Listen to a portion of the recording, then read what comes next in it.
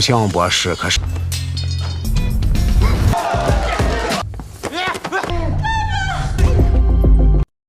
Movie की शुरुआत में शाओलिन टेम्पल को दिखाया जाता है जहां एक छोटा सा लड़का साधु की जिंदगी बिता रहा होता है। इतना सा बच्चा और साधु, ऐसा भी होता है दोस्तों। खैर, इस नन्हे मुन्ने साधु का प्यारा सा नाम है शी और आज इसका कोई टेस्ट है, इसीलिए वो बुद्ध भगवान से प्रार्थना करके लौट रहा होता है। तब उसका एक सीनियर हवा में उड़कर उसको अटैक करने आता है और शायद यही उसका टेस्ट भी है। उस कमरे में एक अगरबत्ती जल रही होती है और उसके बुझने से पहले शी को अपना टेस्ट पूरा करना होगा। शुरू में तो शी बार बार झुककर उस सीनियर के अटैक से बच जाता है, लेकिन जब सीनियर को अटैक करने की उसकी बारी आती है तो वो पहले उसको सॉरी कहता है और हवा में घूम घूम कर सीनियर पर किक्स की बरसात कर देता है। पलक झपकते ही वो सीनियर पर एक बड़ा बास्केट डालकर उसको लॉक कर देता है। फिर वो बांस की लंबी लकड़ी निकालता है और दूसरे सीनियर को अटैक करता है। अब इस सीनियर के पास एक नहीं 2 तलवारें हैं। वो दोनों तलवारों से शी की लकड़ी को काटने की कोशिश करता है, लेकिन लगता है शी डिफेंस में भी माहिर है और वो अपनी लकड़ी को घुमा घुमा कर सीनियर की दोनों तलवारें नीचे गिरा देता है और इस तरह दूसरा सीनियर भी हार जाता है। अब आखिर में एक सुपर सीनियर साधु उससे मुकाबला करता है।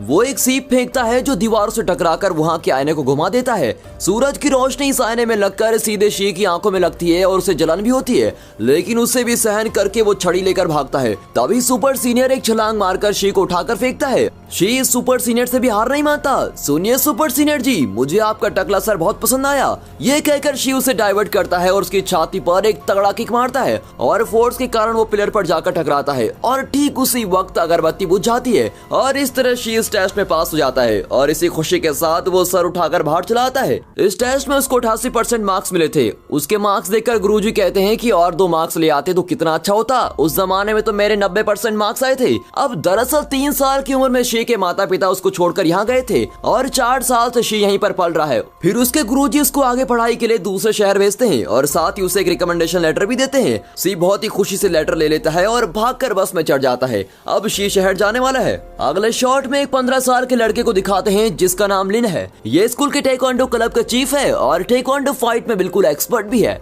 नाम सुनकर घबराइए मत, टेक्वांडो भी कराटे जैसा एक मार्शल आर्ट है। इस क्लब की मैनेजर जिया नाम की एक खूबसूरत लड़की है। लिन की छोटी बहन और जिया का छोटा भाई इस स्कूल में 4th क्लास में पढ़ते हैं। क्लब की मैनेजर होने के नाते वो लिन की फाइट वीडियोस को देखकर उसे इम्प्रूव करने की टिप्स देती रहती है। ये सारा तमाशा देखते हुए उसका गोल मटोल भाई स्नैक्स खा रहा होता है। तब उसका पिता वीडियो कॉल करता है। वो एक बहुत ही बिजी साइंटिस्ट है और ज्यादातर लैब में ही रहता है और इस बात को लेकर जिया बहुत ही नाराज होती है। पिता हमेशा लैब में काम करता रहता है और जिया ही अपने छोटे भाई की देखभाल करती है। अब कॉल में जिया का पिता कहता है कि मैंने एक पार्सल भेजा है जो मेरा बहुत ही इंपॉर्टेंट आविष्कार है, तुम्हें उसको संभाल कर रखना होगा। तब कोई दरवाजा खटखटाता है। जिया दरवाजा खुलकर देखती है लेकिन वहाँ पर कोई नहीं होता। फिर वो जरा नीचे देखती है तो छोटा शी वहाँ खड़ा होता है। उसके गुरुजी ने उसे इसी एड्रेस पे जाने को कहा था। अब शी की जिम्मेदारी भी जिया पर आ जाती है। जिया को देखते ही शी प्रणाम दीदी कहकर बड़ी इज्जत से नमस्ते करता है और जिया इंप्रेस होकर उसको अंदर ले आती है। उसी वक्त लैब में कुछ गुंडे घुसकर जिया के पिता को मारने लगते हैं, लेकिन जिया ये सब नहीं देख रही होती है। गुंडों का बॉस उससे खिलौने के बारे में पूछता है। लगता है वो बहुत ही कीमती खिलौना है।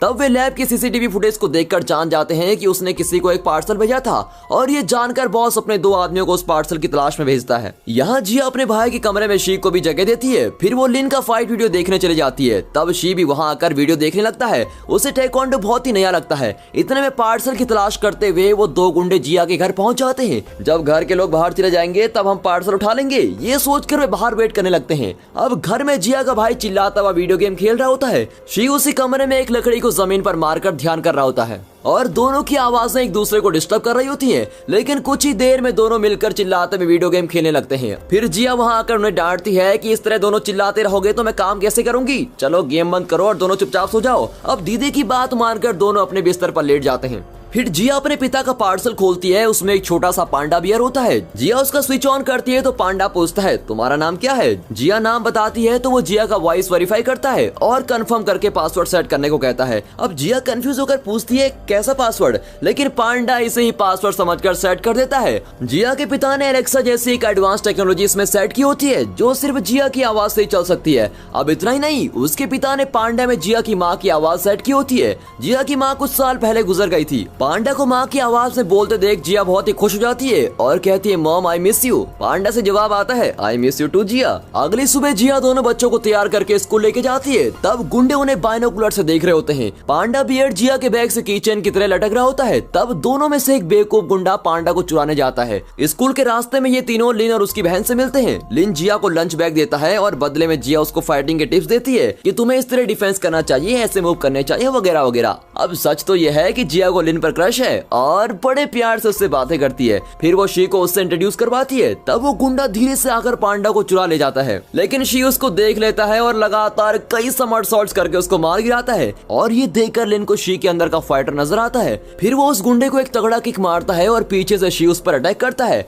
अब इस तरह दोनों तरफ से मार खाकर वो बेवकूफ नीचे गिर जाता है। डर के मारे वो लिन को पांडा तो दे देता है, लेकिन चालाकी से उसे खींचकर भाग जाता है। अब शी और लिन उसको चेज करते हैं और बिल्डिंग पर जंप करके दोनों तरफ से लॉक कर देते हैं। अब इनसे बचने के लिए वो नीचे कूद जाता है और जिया उसे एक कचड़े के ड्रम में फेंक देती है। जिया का भाई उससे पांडा छीन लेता है और ड्रम को सड़क पर लुढ़का देता है। गुंडा इन लोगों से कहता है कि पूरा परिवार लड़ाकों से भरा हुआ है तो हम गुंडे अपना धंधा बंद कर दे क्या, और ये कहकर वो भाग जाता है। अब अपना पांडा वापस लेकर जिया बहुत ही खुश हो जाती है। अब शी अपनी क्लास में जाता है और टीचर स्टूडेंट से कहती है कि ये शी है और ये मामूली स्टूडेंट नहीं है बल्कि शाओलिन टेंपल का एक साधु है। और ये जानकर स्टूडेंट उससे सवाल करने लगते हैं कि क्या तुम बॉक्सिंग जानते हो या फिर कुंफू जानते हो, क्या तुम भविष्य में शादी करोगे, ऐसे ऐसे सवाल करके उसको कंफ्यूज कर देते हैं। उसी शाम को पीटी पीरियड में शी स्कूल ग्राउंड में होता है। अब इस स्कूल में हर साल बच्चों का फिजिकल फिटनेस चेक किया जाता है। जो इसमें पास होगा वही दूसरा एग्जाम दे पाएगा। अब यहाँ पॉज करके सोचिए कि क्या हमारी एजुकेशन सिस्टम भी ऐसी होनी चाहिए। स्कूल में सिर्फ पढ़ाई और मार्क्स पर फोकस करने के बजाय अगर बच्चों की शारीरिक और मानसिक सेहत पर ज्यादा ध्यान दिया जाए तो वे अपनी पूरी काबिलियत के अनुसार अच्छा परफॉर्म कर सकते हैं। क्या आप भी ऐसा मानते हो? अपना ओपिनियन कमेंट्स में हमारे साथ जरूर शेयर कीजिए। अब कहानी में आगे बढ़ते हैं।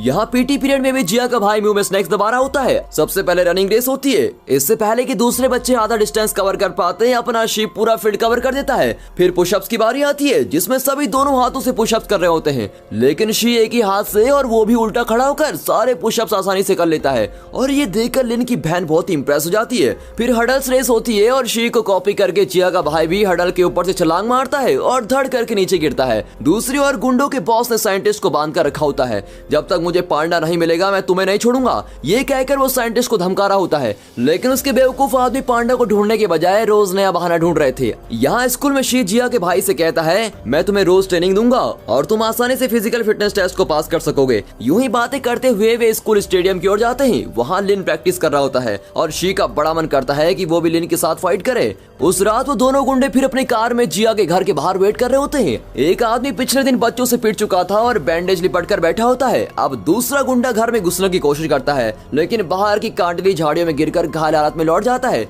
घर में शी ली का फाइटिंग मेथड प्रैक्टिस कर रहा होता है। तभी दोनों जोकर गुंडे अंदर आते हैं। उन्हें आते देख शी छुप जाता है और चीजें उधर उधर फेंक कर उनको कंफ्यूज करता है। फिर बाहर निकालकर उनके मुंह और पेट पर बारंबार किक करता है। आवाज सुनकर जिया नीचे आती है और दोनों गुंडे वहाँ पड़ा हुआ कोई पुराना पांडा उठाकर भाग जाते हैं। अब जिया के आते ही शी कहता है दीदी यहाँ वो चोर आए थे लेकिन मैंने अकेले उन्हें मारकर भगा दिया। अब जिया उसकी बात को मजाक समझकर कहती है बहुत कहानी हो चुकी है, चल अब सो जा, और ये कहकर वो ऊपर चले जाती है। यहाँ गुंडों का बॉस टेंशन में होता है क्योंकि ये दोनों गधे जो खिलौना लाए थे वो बिल्कुल नकली था।